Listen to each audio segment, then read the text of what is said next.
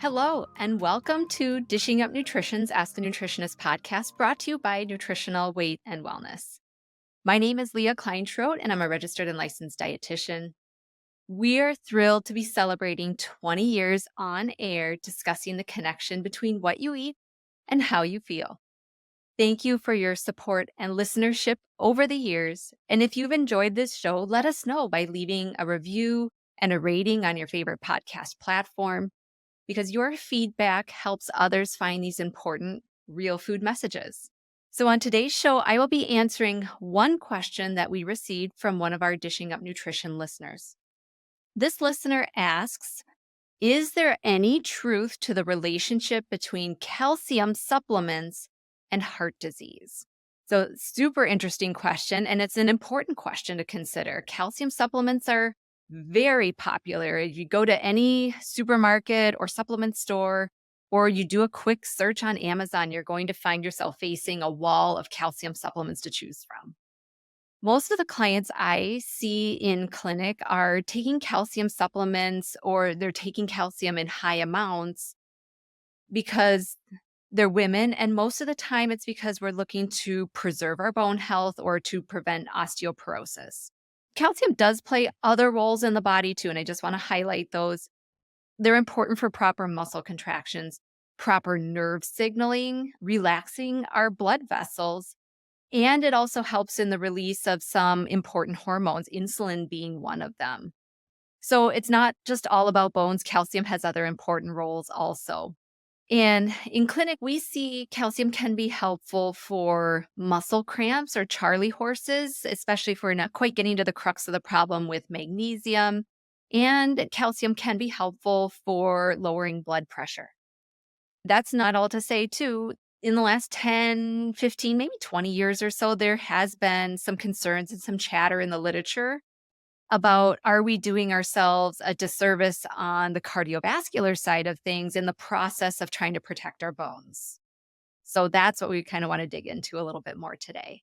So let's just do a quick rundown of calcium and where do we get it from the diet. So calcium recommendations. The recommendations for adult men and women are 1,000 milligrams of calcium per day. And if you're a postmenopausal woman, then we're looking at 1,200 milligrams of calcium a day. Calcium intake in the United States primarily consists of dairy products. That's about 3/4 of calcium in our diets here in the US.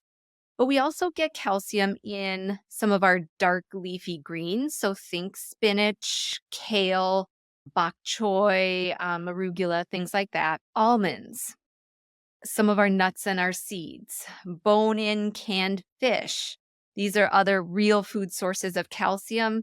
And then calcium is also fortified into different foods and beverages, things like orange juice, almond milk, tofu, different grain products. So think tortillas, bread, cereals, things like that.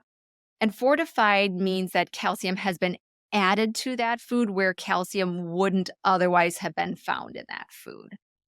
According to the national database that tracks nutrient intake for the United States, the average man consumes about 1,083 milligrams of calcium per day from food alone. And for women, that number is about 842 milligrams of calcium per day.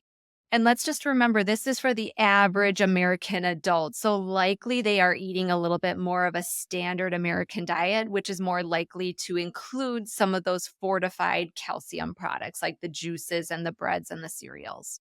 So for the most part, according to those numbers, most adult men and women are meeting or at least getting close to those recommended amounts of 1,000 milligrams of calcium a day. So there is nuance there, but if we're just kind of pulling those numbers, that's what we're looking at. Now, I did take a look at some of the recent research calling into question calcium supplements and cardiovascular disease. I don't want to bore anybody. This part gets a little bit nerdy, so if you want to skip forward 15 or 30 seconds or so, you certainly can.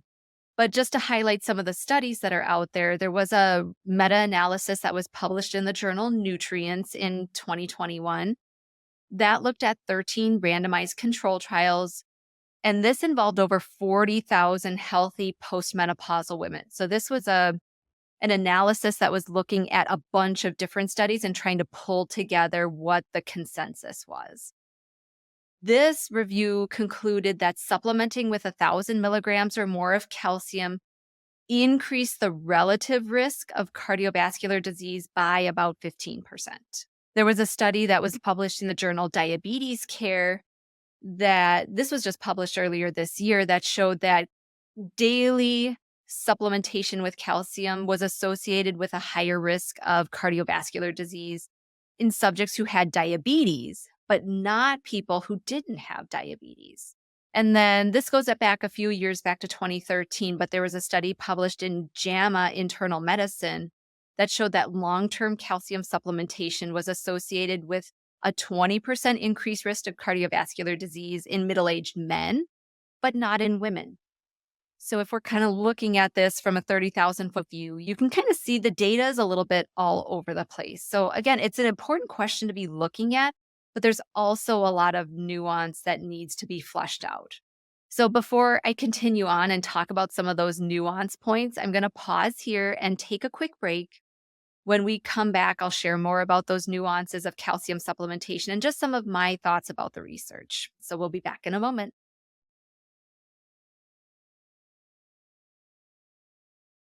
Welcome back. So before break, we were talking a little bit about some of the research that has highlighted some concerns about calcium supplementation when it comes to heart disease and cardiovascular disease. So I just want to take a moment, just share some of my observations and thoughts as being a dietitian now for several years and looking at the research and working with clients in general. So one thing that came up in the research and most of the studies that I review showed that even if there was a small increase in cardiovascular disease with calcium supplements, by far these studies showed that dietary calcium intake was not an issue for cardiovascular disease risk. So that makes the case to say, like, let's try to get as much calcium out of our food as we possibly can, where it is likely balanced out with other important minerals and vitamins and other nutrients.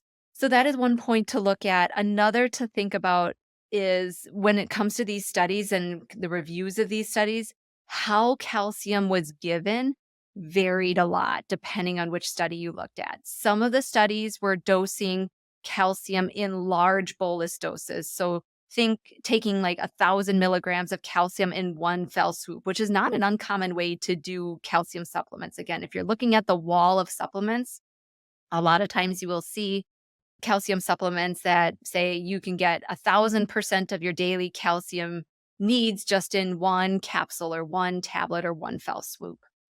So there were a few studies where the protocols of these calcium supplements where they were splitting them up into multiple doses throughout the day.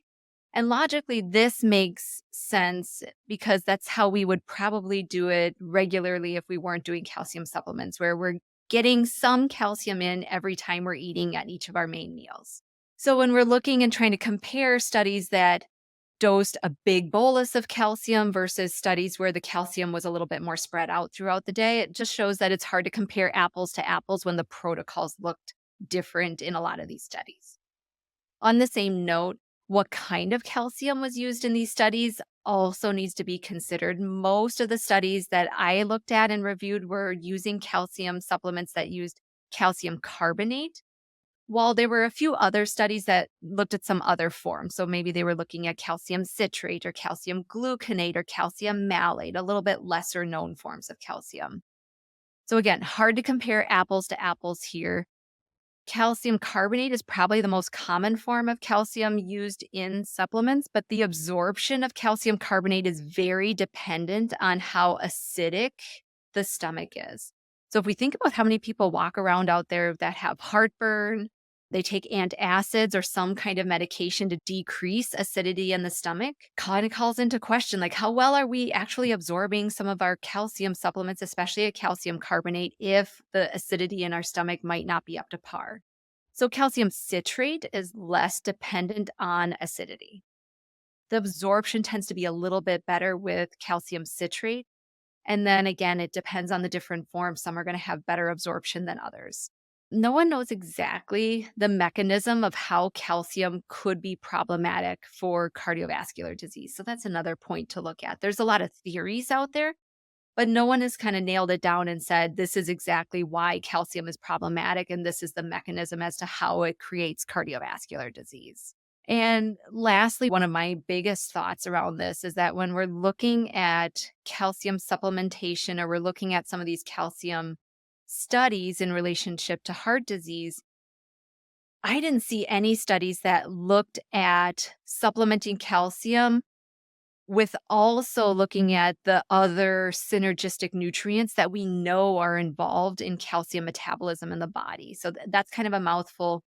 But so let's just say, again, like say if we're supplementing with calcium, are we also getting in adequate vitamin D? Are we also getting in magnesium? Are we also getting in vitamin K2? And I'm sure there's other nutrients out there as well that I didn't just list, but all of these things are important in where calcium goes in the body, how well it's absorbed, what happens to it once it does get into our body, and how do we metabolize it from there. Vitamin K2 especially is important because that's the one that tells calcium to go to our bones and our teeth and not get deposited into our soft tissues or into our arteries or into our kidneys. So this, in my opinion or my guess, this is why getting calcium from real food may be a better option if you're able to, since many of these foods also contain these synergistic nutrients and they work with each other within kind of a food matrix. We don't always understand what that food matrix exactly looks like or how the interplay of these nutrients work, but that's nature's wisdom right there.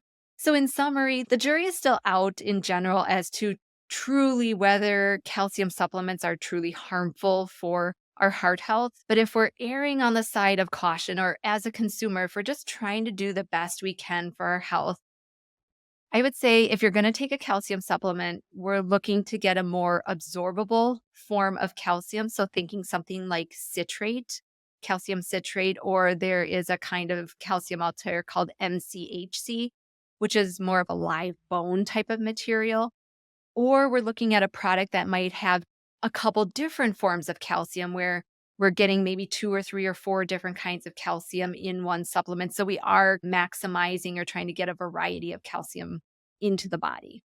And ideally, we're probably taking that calcium in more divided doses for better absorption versus just popping one tablet and getting your full 1,000 or 1,200 milligrams all in one fell swoop. And it would also likely be favorable to consume your calcium with other important nutrients like vitamin D, like vitamin K2, and with magnesium. And that is, again, whether it is through food or with supplementation. So, those are just some thoughts and just some of the background research on why you might hear that calcium supplementation might be a problem when it comes to heart health. The research is out there. It is not all fleshed out, but it is something to pay attention to. So I hope that was helpful. And I want to thank you all again for listening to Dishing Up Nutrition's Ask a Nutritionist. And if you found this episode helpful, be sure to leave us a rating or review on your favorite podcast app. If you have a nutrition question for us that you would like us to answer, we have 2 options for you. You can join our private Dishing Up Nutrition Facebook community by searching Dishing Up Nutrition on Facebook, or you can call us at 952-641-5233 to leave your question in our Dishing Up Nutrition voicemail box. So please don't be shy. If you have a question, let us know. We look forward to hearing from you.